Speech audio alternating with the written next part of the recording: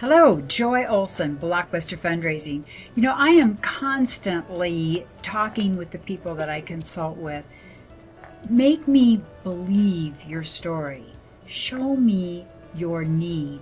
And sometimes I just feel like I can't quite really get it across how important it is to be able to really tell a great story. So I saw this article on why nonprofits need to be storytellers. And Andy Goodman was answering some very important questions. Now, Andy Goodman is a nationally recognized author, speaker, and consultant in the field of public interest communications. And storytelling, he says, is integral to a nonprofit's ability to advance its mission. Stories can shape people. They can inspire these people to think and act differently.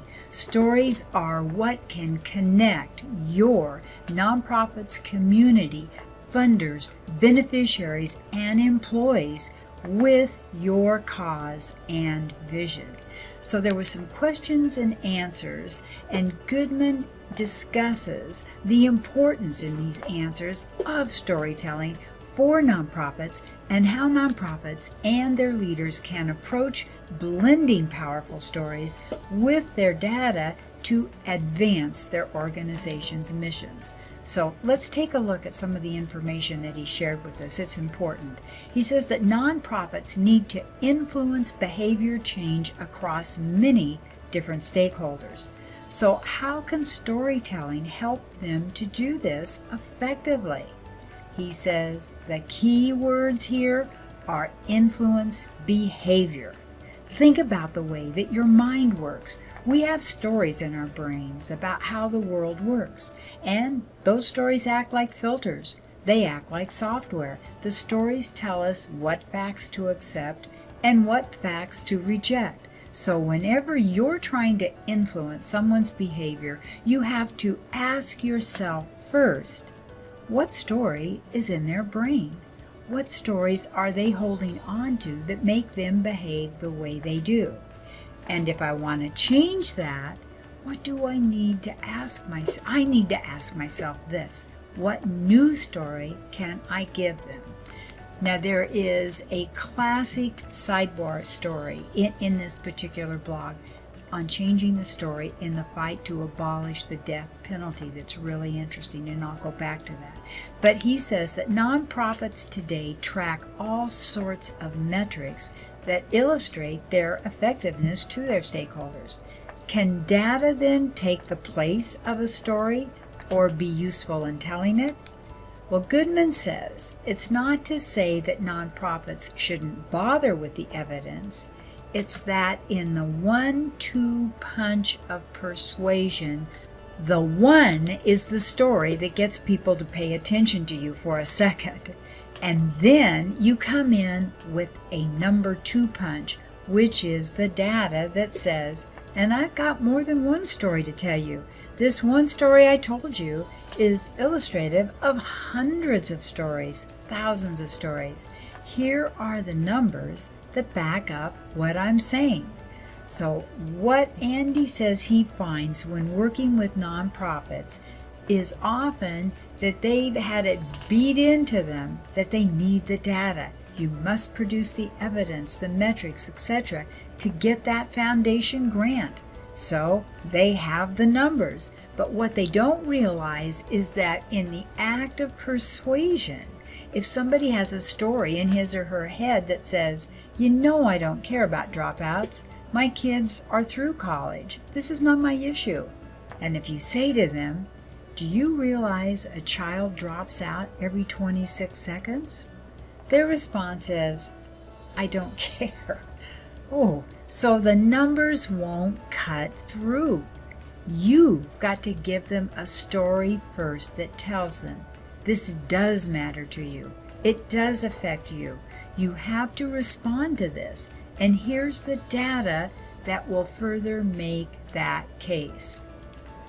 So I want to go back now to changing the story in the fight to abolish the death penalty. Now, in this excerpt from the interview, Andy Goodman shares a powerful example of how a whole new story told by advocates of abolishing the death penalty helped move the needle for their cause. For the years in this country, the 60s, the 70s, and 80s, it was a tough go because the majority of Americans had a story in their heads that worked for them, and the story was one that goes back to the code of an eye for an eye. You kill somebody, you deserve to die. Just as simple as that. It just feels equitable deep in our bones. Well, the people trying to abolish the death penalty tried data. They said, look at the numbers. Statistics prove that the death penalty is not a stronger deterrent than a life sentence. You can prove that with the numbers. Well, statistics prove that it's being enforced inequitably. More people of color being executed than white people. People would nod their heads and they'd say, sorry, an eye for an eye. You kill somebody, you deserve to die. Then they tried a new story and said, it's immoral for a state to sanction killing. If you believe in the 10 Commandments, thou shalt not kill, how can you believe in letting the state kill people? To that, Americans replied, you're right, it's immoral, thou shalt not kill, but if you do, you still deserve to die. So nothing really worked until 1992 when the Innocence Project came along and they started to tell a whole new story. There are people who have been convicted of murder, sentenced to death, and executed for their crimes who were later exonerated due to DNA evidence. We are making mistakes that can never be corrected because of this system. In other words, the Innocence Project said, the story has become the innocent people who have been killed due to this law, due to this system, and to that people couldn't simply shake their heads and walk away. Well, what if you don't have compelling numbers but have the stories? Goodman says you have to have a combination. The stories alone are not enough. People are wary of being conned, and he says, I think people know that almost anybody can produce one good story to tug at the heartstrings. So if you only have the stories, if you don't really have the data, you haven't done the due diligence. Ultimately, if you're looking for serious investments in what you do, if you're looking for serious support, the serious evaluators will say, well, that's a wonderful story. Now, where's the data that shows me you have more than just one story to be told? Will one story work for everyone? Goodman says, I don't know if Dr. Seuss ever said this, but if he didn't, he should have. People are people wherever you go. He says, I think that human beings respond to stories. A well-told, authentic story will work with anybody, any culture, any age. It's just the nature of the game. But how you tell the story and the way you pitch a story does depend on the audience. He says, I tell my clients that they have to ask, who am I talking to? And how am I going to tell them this story in a way that most resonates with them? You always want to ask yourself, who's the audience? What matters to them? And now, in the story, I'm going to tell them, how do I put that at the forefront? You might tell the story from a different perspective. There might be a different protagonist in your story. There might be certain aspects of the story, certain values that you can emphasize, because often contained within a story are lots of different people and different values and different angles. So think of the story itself as gold. You mine the gold, capture the story. Then you bring it back to your office and you need to pound that gold into different shapes and sizes depending on whom you're talking to and also where you're telling it. And if you're telling it on the web and it's a long story, you might want to do it in a video or an audio. And if you're telling it in an annual report where you can have beautiful 4-color pictures and text, now you have more tools to work with for a reader. And if you're telling it orally, well, that's another style altogether. The story is the story, but how you tell it and who you tell it to is malleable. So this is very important to remember, that you need to be flexible with your stories. Well, how can nonprofits leverage different technologies to tell their stories in different ways? Goodman says, hey, step one is to become systematic about capturing and saving your stories. You've got to have people or a system in place to capture those stories. This is really terribly important, because the systems are going to help you keep these stories in a place that you can go to. And then once you get a story and you have it written up in a standardized format, you can go back to that story bank, whether it's in a folder or a file on your website or whatever. It's searchable. And it's a place to store these stories, so that when someone calls up and says, oh, I've got a reporter asking about this or that, or I've got to testify in front of the legislature, or I heard this great story, they know where to get it. And because of the various tags now in social media, they can find the story that they want. Your stories are so important right now, so remember that. Then there are all kinds of ways to use them. You just have to acknowledge that for every use, there will be a slightly different version of the story. There are some places where it's got to be short and sweet. And if you want to tell a story that takes more time to tell, and you can get someone for 2 or 3 minutes, then you may want to think about how the story will play as a video or as an audio podcast. And Andy Goodman says, if I'm going to tell the story in a presentation, I want to make sure I tell it in a vivid fashion so it's visual and people can picture it in their mind's eye. All of these things, all of them come into play. And as far as social media goes, Andy says Twitter is a great tool to use as a pointer, because with 280 characters, you can point somebody to a place where they can read or watch a story.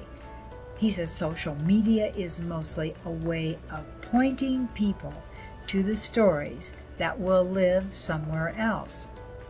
And he also says use these stories internally with employees to help inspire their work.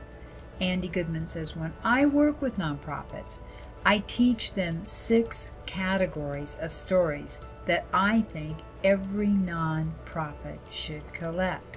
He says they are part of what they call the sacred bundle. 3 categories are relevant here. He says there's one category called value stories. Organizations will have their list of core values. You see that all the time, and they're often the same. Integrity, diversity, commitment to this, etc. It's a wonderful list of words, but you could put them on any website and say, here's our list of core values. What I ask organizations is, tell me stories of your people living and expressing those values in their work. If perseverance is a core value, tell me the perseverance story. If it's a story about Carol and what she did that showed perseverance, tell me. Partnership is a core value. Tell me the partnership story. Have these stories ready so that when people ask you about your organization's values, you can respond not with a list of words, but with stories. Another category is called the striving to improve stories. Lots of organizations will tell you, we are a learning organization. We learn from our mistakes. Tell me a story that shows that. Tell me a story where somebody made a mistake but learned from it and did better next time. Andy says he thinks that those stories are extremely healthy to have, because invariably when somebody does screw up, you want to be able to throw your arm around his or her shoulder and say, you know what? This has happened before and everything has turned out just fine, and this is what we learned from that situation. Stories are so important, and I think that a lot of nonprofits are not taking advantage right now of their stories.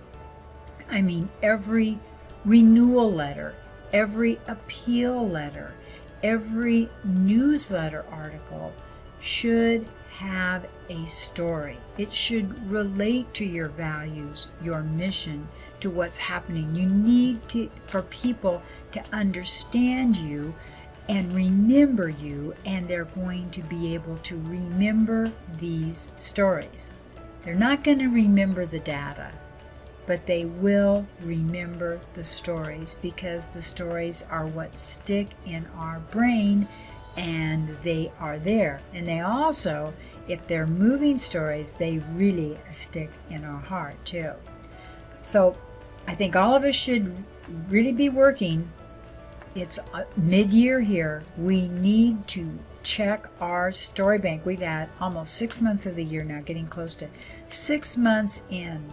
What are your best stories? How are you going to make those work for you? Andy says that there is another story that might seem really obvious, but it's your creation story. It's the how we started story. And he says that if you work for an organization, you should be able to answer the question, well, where did this organization come from? Who started it? When? Why?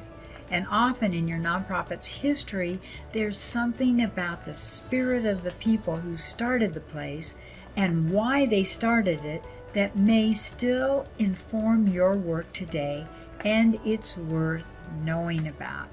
So look for your stories and tell your stories, and remember your different audiences, and remember the stories that they already have in their brain, and work to tell better stories. This is Joy Olson of Blockbuster Fundraising. A lot more information at blockbusterfundraising.com, joyolsongroup.com. We've got lots of free fundraising videos on our Blockbuster Fundraising YouTube channel. We are super enjoying our Instagram IGTV little channel and have fun with it. So we hope you have a wonderful week, and we hope that this has given you maybe some inspiration to find ways to tell your story, because your story is important. And it makes a lot of difference, and finding different ways that make your stories work with your donors is going to really help you get to your goals. Don't just give out information. Give out stories that relate, that connect you, that truly connect you to that donor or potential donor. All right, over and out for today. Thanks for having been here. I appreciate your time. Bye-bye.